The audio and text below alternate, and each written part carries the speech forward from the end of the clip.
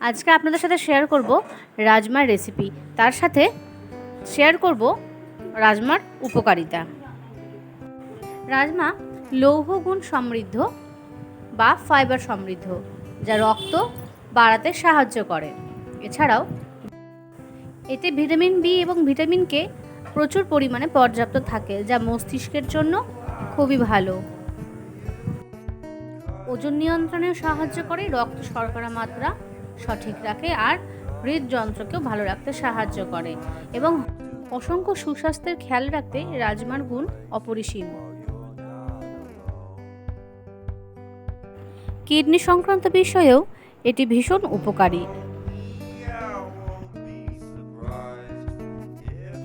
রাজমা কিন্তু দুই রকমের হয়ে থাকে, একটি কালো এবং একটি লাল।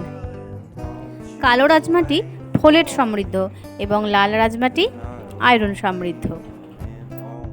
ভালো লাগলে লাইক, শেয়ার এবং সাবস্ক্রাইব করে পাশে থাকবেন। আর কমেন্টের মাধ্যমে জানাবেন রাজমাকে ইংরেজিতে কী বলে এবং কে কীরকমভাবে রাজমা খেতে পছন্দ করেন।